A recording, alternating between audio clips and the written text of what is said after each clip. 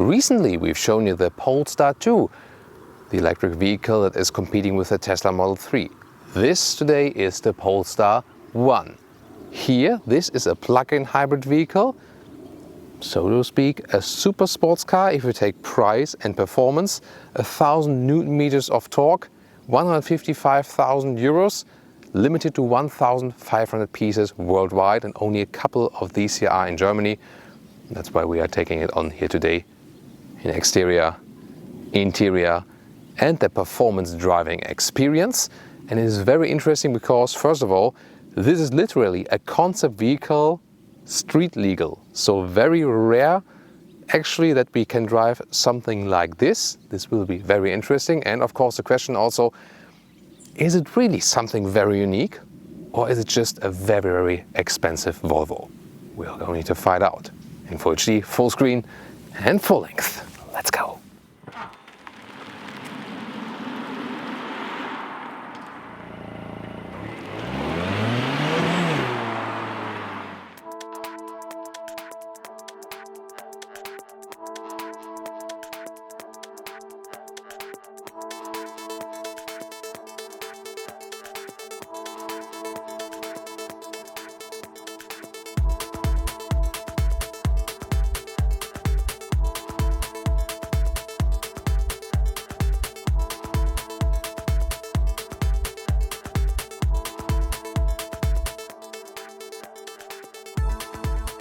Here in the front we can see the typical new Polestar grille with this dot structure, but pretty strong, looks a little bit Tektronix-like, I don't know, with the Polestar logo then. Beautiful color here also for today, so definitely a very Scandinavian stylish design look.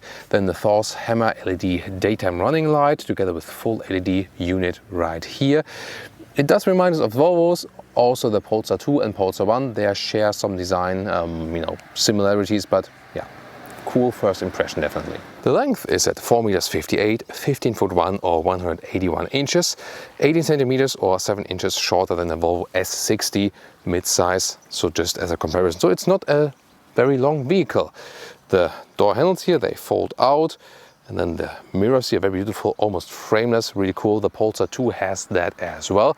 21-inch wheels, really massive, what a styling, and also you see the valve caps, for example. And then this very stretched roofline, really cool, very strong shoulders, almost has some kind of small Bentley Continental style, or what do you think?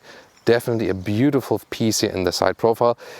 Suspension, by the way, they have electronically controlled dampers, but I can always say with these big wheels, is that enough to make it still comfortable? We'll find out. Here, then the door handles fold in, then they look a little bit more aligned. And also from the rear, a design object here, beautiful signature, and everything looks really aligned. There's a small wing lip that folds up when you drive faster than 100 kilometers or 60 miles an hour. And in the lower part, sporty style, and then job for the Autogefuehl fake exhaust release, the rear exhaust on the inside, and then this squircle form on the outside. Yeah, this is then pure fake. Oh, and for these cars, the 3/4 rear perspective is always the chocolate side, really nice. By the way, the pure electric speed is 160 kilometers an hour or 100 miles per hour, and the pure overall speed 250 kilometers an hour or 155 miles per hour. Yes, the new Volvo 180 kilometer limit does not count for the Polestar vehicles, although they are supposed to be their sustainable brand. And by the way, one electric motor per wheel, and that means torque vectoring, active torque vectoring is possible, so that, for example, the outside corner wheel is spinning a little bit faster, or gets more torque and then re-pushes you in the corner. Oh, look at that under the hood, how it's opened. Really fancy here, right? All the way. So, 2-liter 4-cylinder combustion engine, 309 horsepower plus 68 horsepower from an ISG integrated starter generator in the front, and 2 more electric motors in the rear, 232 horsepower, and overall that accounts for 609 horsepower and 1000 Newton meters of torque. 4.2 seconds is the acceleration figure to 100 kilometers or 62 miles an hour. Pretty impressive. And you can charge this thing with 11 kilowatt AC or 50 kilowatt DC. That is possible. The battery size 34 kilowatt hours. So that's pretty massive for a plug-in hybrid vehicle, and the highest range of a PHEV on the market, more than 100 kilometers or more than 60 miles.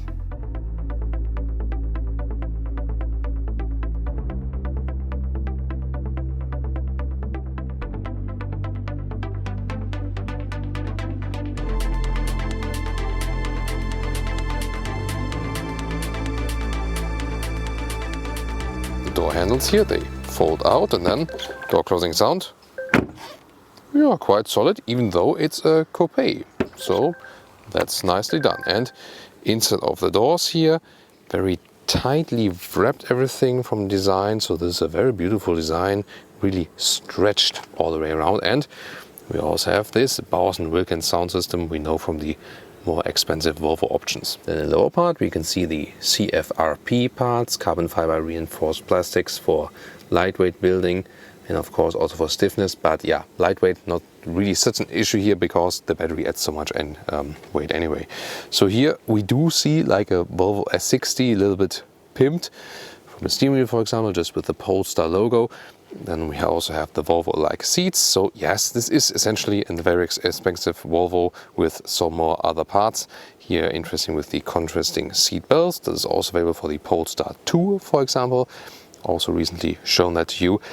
Surface here for the skin, for the seats. Yeah, I already told it. Just animal skin here for the seat surfaces. So in the Polestar 2 it's different. They have a more sustainable and animal-friendly approach, but here in the Polestar 1 they still went then with the old school stuff, sadly.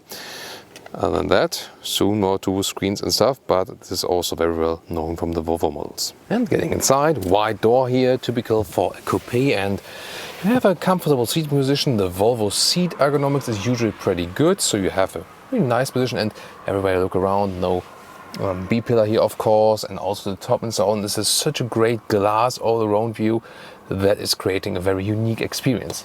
1.86 m or 6'1", and under this glass roof then there's still plenty of headroom left. Interior overview with a known Scandinavian design by Volvo. So indeed the Polestar 1 is more Volvo still, whereas the Polestar 2 is more unique in the layout already. Here you can see straight design also from the dashboard, additional Bowers & Wilkins speaker. That's always a good highlight here. Then also this carbon fiber structure, vertical screen, soon more details to that. And then in the lower part you still have a manual volume knob. That's actually quite cool. Also interesting sound always. Then this crystalline like shifting lever. The only thing is it's sequential, so like D and R, R and D. So you have like 2 steps between drive and reverse mode, and that's always a little bit annoying.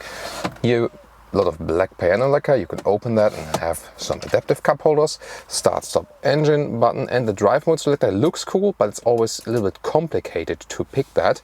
And then here under the armrest you have a USB-A supply for your smartphone to connection for the Apple CarPlay or the Android Auto. Steering wheel once again here, round structure and perforated sides, and on the right side you for example jump to the next track, have voice activation, and left side here for the cruise control or the pilot assist. Shifting pedals also for the combustion engine. And one thing here is there are no manual AC knobs. That's I think a little bit annoying. So yeah, you control it either like this or then here with the pressing, or you can also use the voice command at least for that. Set temperature to 22 degrees.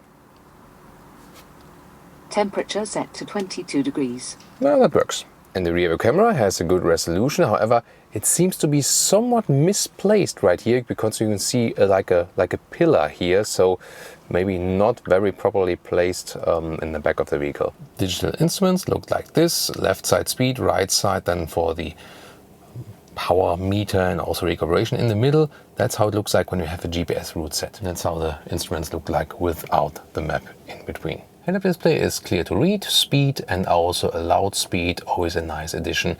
But here in this car, pretty much everything is standard. But for that price, I think we can also expect that. It's also quite fancy to have this frameless back mirror, very stylish. And here on this glass roof, there is this Polestar logo inside the glass. It's actually here being mirrored from below. And this fixed glass roof in general goes all over the vehicle. In general, creates such a light experience here in the car. And about getting in the rear, you first remove the seatbelt holders here.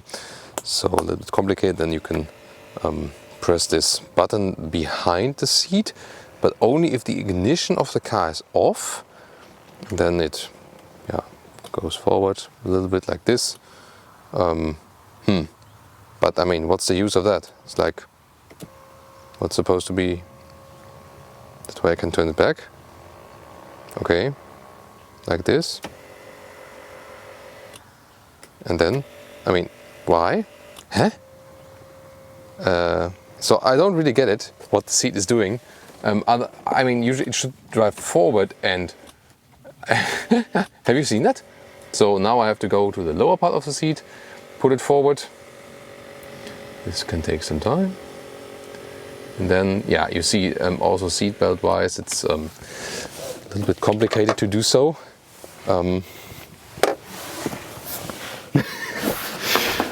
Yeah, and then I'm here in this Polestar hole. Yeah, hardly able to sit here. And I put the co-driver seat to a position where I could, but yeah, it's not really, it's like in a Porsche 911, it's not really possible to sit here. There's ISOFIX here, however, and also top tether, top part, which is like beautifully done here. Yeah, but it's more like emergency seat or maybe for a child seat. So we open the trunk here with the key. And you can see there's not much to see, at least trunk-wise. More there, zoom more than that. So you see here, the cabin trolley fits in perfectly, but that's about it, about 140 liters. Here the width is actually a little bit more than a meter, but then of course the height, yeah, just barely 40 centimeters, and the poorest in length, here just 40 centimeters about in length. But even more interesting, yeah, it would also fit here in the vertical way, that it works. But then look at that, this is like really concept car showcase alike here for the different electric components. Yeah, very interesting, fancy to see.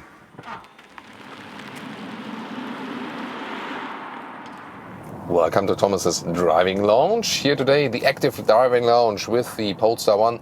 And we switch to that power mode directly, where the combustion engine and the electric motors, all of them, deliver us now the 1000 Newton meters of torque. And we do a flying start from 30 kilometers an hour, and guys, wait for that. Let's go.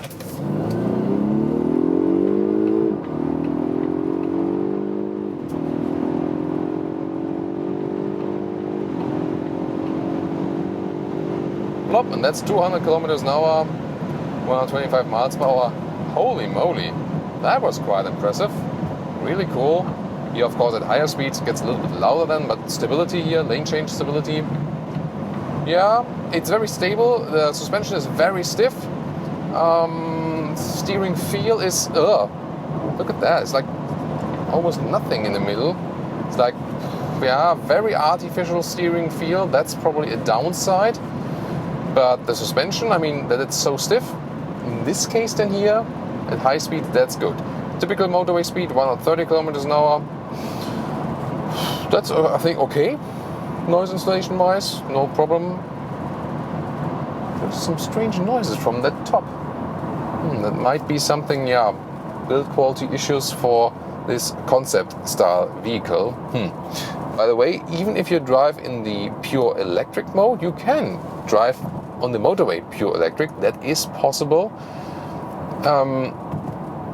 Even a little bit faster, so that's okay. And the pure electric acceleration is always, let's say, a little bit more fun to me. It's of course not that strong, but then it's rear-wheel drive only. Yay! And there's this torque vectoring, so 2 electric motors, like 1 per wheel. And so when you go into a corner, then the outside electric motor can give more torque, so you will again like pushed in the corner. That's of course a cool thing. Audi used as recently now also for the Audi e-tron S SUV and Sportback, as a contrast to the other ones that just have 1 motor in the rear. So and driving it all electric is to me what this car is also about. Yes, it's a plug-in hybrid vehicle, but It has the biggest PHEV range on the market overall, so with more than 100 kilometers. And I think we can then also, easily use that, So, and we also tested here and there, and 100 kilometers or 60 miles is indeed somewhat realistic. Fuel economy then always depends on like recharging, but if you predominantly use the combustion engine, then you also can score some like 7 liters, 100 kilometers, 30 US MPG somewhat, 40 UK MPG somewhat in this region. But that again totally depends on how often and when do you plug in. When you hit the brakes, recuperation is happening. I also see it in the digital gauges. So first, of course, regenerative braking, and then when even more braking power would be needed, then the real brakes are being applied. Other driving modes would be all-wheel drive, which is ensuring that you always have all-wheel drive. That is more a thing that counts more for the Volvo SUVs, I would say. That you can even have all-wheel drive even if the battery is depleted. Then still, power is being sent then to the electric motors by the combustion engine. For this car, I mean, it's more probably about the power mode, because this one is also the all-wheel drive mode, but just powerized all-wheel mode. So maybe either go with the pure or then go with the hybrid mode. In the hybrid mode, it's predominantly driving also in an electric mode. To me, the biggest difference hybrid mode and EV mode is that when you're just in EV mode and like max it out, then it stays in the electric mode. And when this traffic light here jumps to green, we'll just try it out. I'm in the pure mode now. Oh, it's already, let's see. And like flooring it out like now. Good, out of the corner. Nice acceleration, all pure electric. This then rather feels like driving a Polestar 2, and really good feeling, just not necessarily in the steering, but good feeling from the car. It's still a heavy vehicle because of the batteries, although they use this CFRP parts here and there. But when you have such a big battery, you can't deny that. So usually I would leave it then probably in the hybrid mode. It also makes sense, for example, then when you're going a little bit faster than this maybe then overtaken or taken by the combustion engine. And when you're in the city and slower, then use the electric drive. This is then how you can make it most efficient. In a tunnel, again, I think it's not too loud, so they have insulated the car very well from the outside world. And the engine doesn't sound too good. It's this 2-liter 4-cylinder engine. Can't expect too much from it, but as we've shown to you, this car has more than enough performance, definitely. They're going off. We can once more go to the power mode and acceleration when we are already at speed from 90 kilometers an hour. Let's go.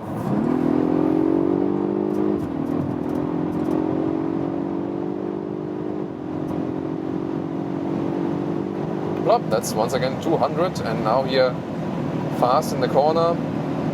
It doesn't give me the safest feeling, to be honest. So the suspension is stiff, but sometimes at some waves it shakes up anyway. So I can't say that driving dynamics wise this is a good car. So to the left again, whoa. See here the steering also, So a lot of the things that driving dynamics wise is, let's say, a little bit doubtful. So once again you feel that this is more like a concept stage of a vehicle. It has like a lot of impressiveness and a lot of power, but recently driven the Polestar 2, you definitely feel that this is their vehicle, So they built all of this stuff here just to get a little bit more ready for the Polestar 2, and the Polestar 2 is like so much more a better vehicle, like in any respect, but even more so it is interesting to drive it here now due to the availability, and that this car is so limited in the numbers. It's was the case that we first drove the Polestar 2 and then the Polestar 1. Yeah, but that's how it is sometimes. Nevertheless, a very interesting and emotional vehicle here.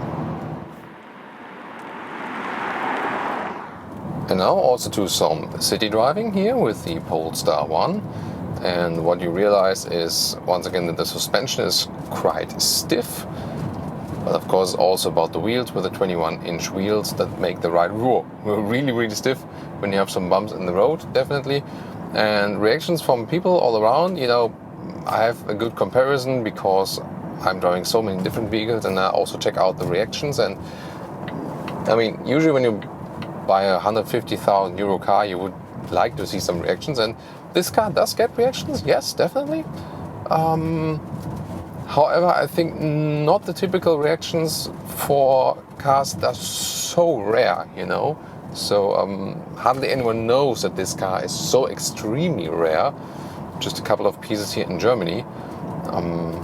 Yeah, and I think that's definitely, you know, because it looks a little bit Volvo-ish, definitely. And maybe because some don't know the Polestar brand that much yet, and of course it's not like the most extravagant building form from the exterior. And of course it's always about the color, you know, when you rather have a subtle color, then not so many people are watching, you know. Well, and also here again the steering is pretty light. I feel it has a little bit better setup than in the Volvo siblings, but in general they do have a problem that they do not add too much feel to the steering wheel. So it's easy to control, to move around, but you don't feel the exact connection steering wheel, driver and road. Not too bad, just, you know, just a little notch I think is missing here, as I said in the Polestar 1, already better than, for example, when I think like a Volvo X60. And even more here when we're driving in city, I feel, I said initially, this is literally a driving concept vehicle. So, you know, like you took it from the motor show, stole it from the motor show, and then just start driving one of these hand-built pieces. And when we're over these bumps and so on, you do feel that really everything is rattling and squeaking, like from the panoramic roof, like from some of the dashboard. Yeah, this of course should not happen for a car at that price. But probably, you know, it's just due to that this was more like a concept project, and they did never really plan on selling this on a wide scale. But still, I mean, when you sell 1,500 cars for a price of 155,000 euros, it should not rattle and it shouldn't squeak. You know, when you build a Halo car, it should be the Halo car, the great one, and not have this one. Yeah. But of course, there are also very cool and interesting things. I mean, the seat form is actually quite comfortable.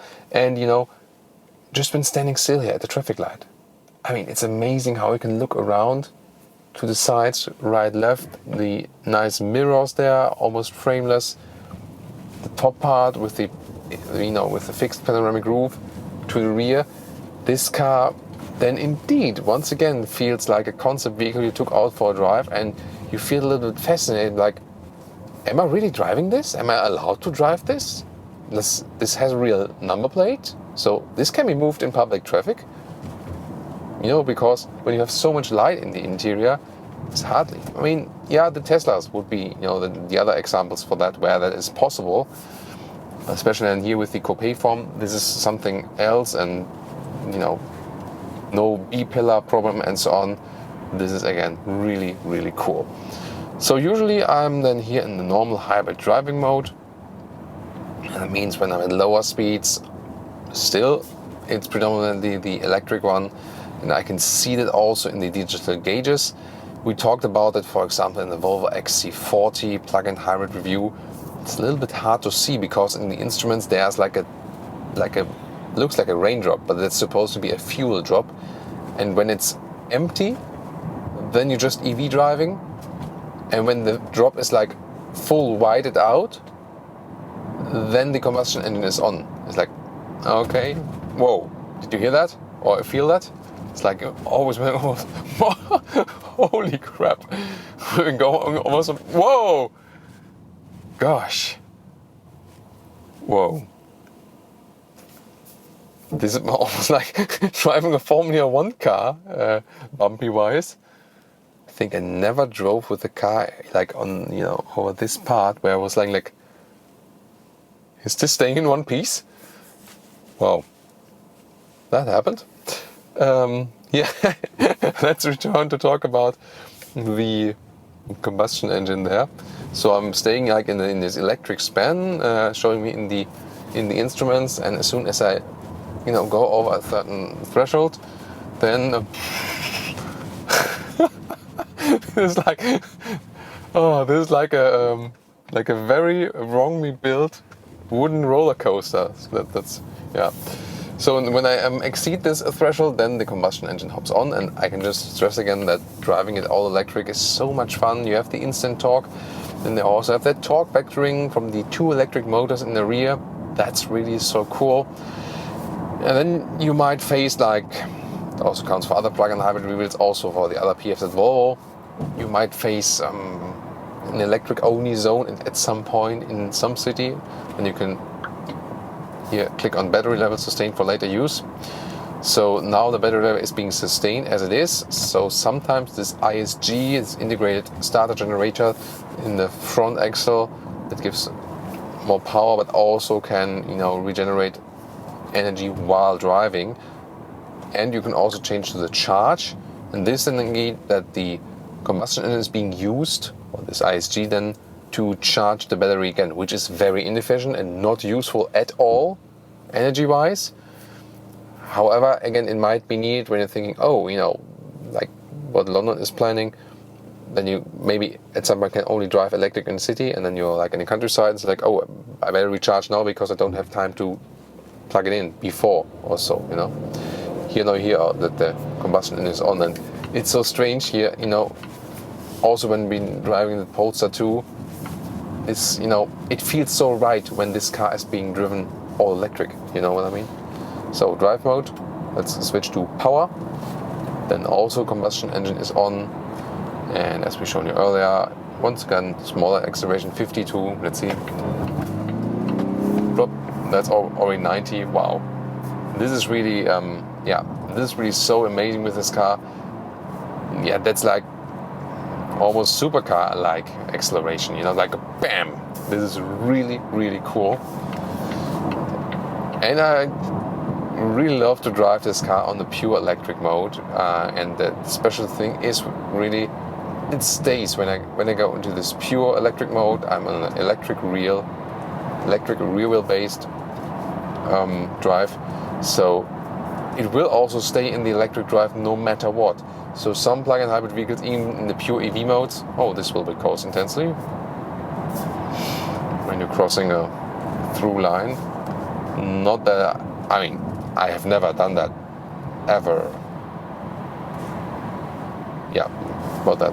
So when you are driving in the pure EV mode, in this case here, one of the very rare cases where it definitely stays in this pure EV mode.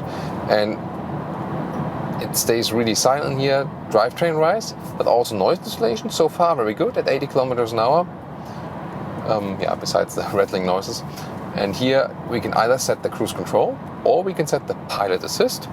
And the pilot assist is also then steering with us. The only thing is that, here at the moment doesn't seem to like the construction side.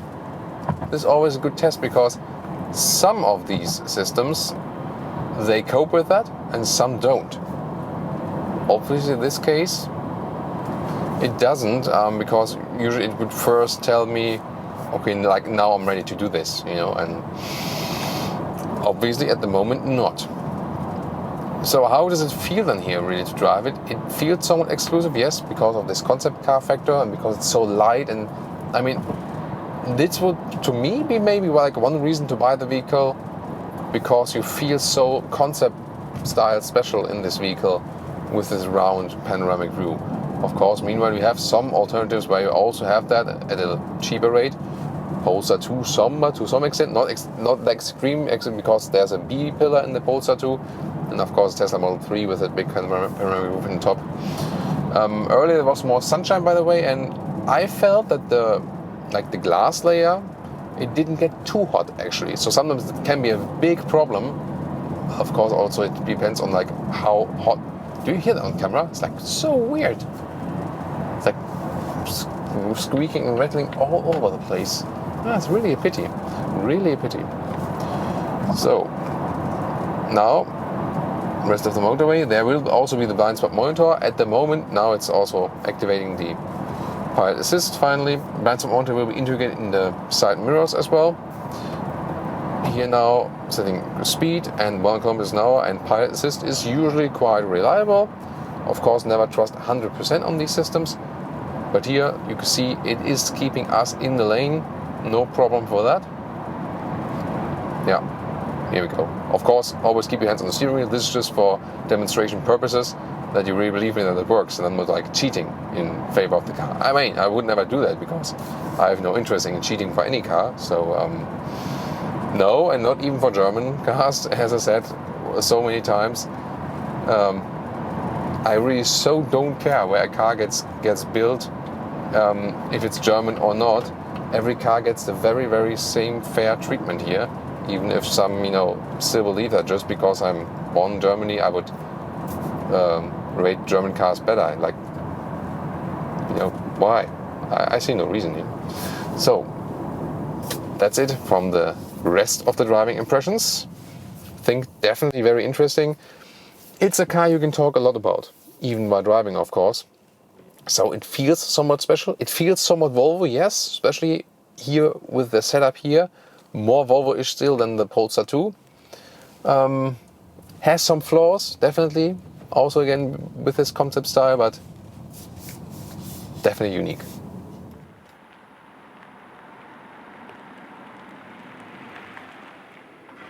And now to the conclusion for today with the Polestar 1. Yes, this is more a halo vehicle. We see it in the trunk. We see it that it's, feels somewhat hand-built, but not in a good way, more in a bad way. So a lot of rattling and squeaking noise on the interior. But styling-wise, wow, such a beautiful vehicle. And really, really cool just from looks. Also nice styling on the interior, although this is just reminding us of the so far Volvo models. The Polestar 2 definitely changes that, also especially with the Android infotainment system, Android-based infotainment system. This then here a little bit more old school, but this car actually prepared what has been done later on with the Polestar 2, or what has been improved. The driving performance, power-wise, very impressive, cool drive. Driving dynamics, agility, suspension-wise, I think that can be improved, so wasn't really convinced of that. However, due to this, glass house feeling, this still somehow feels very unique. So I have to say, the Polestar 2 is more Polestar. The Polestar 1 here is a little bit more Volvo. Yes, I would rather say this is a very, very expensive Volvo. It's not really worth the price. You can also go with the Volvo S60 on the one hand. On the other hand, yes, it does have the unique features and also the real power, the real performance, but definitely not worth the price. But so interesting to see this halo vehicle, how the Polestar brand, the own brand, then started with Volvo. What do you think? Please leave me your comments in our comment section. Definitely a very unique and interesting car, that's for sure. Thank you so much for tuning in today, and also check out our Polestar 2 review if you haven't done so far.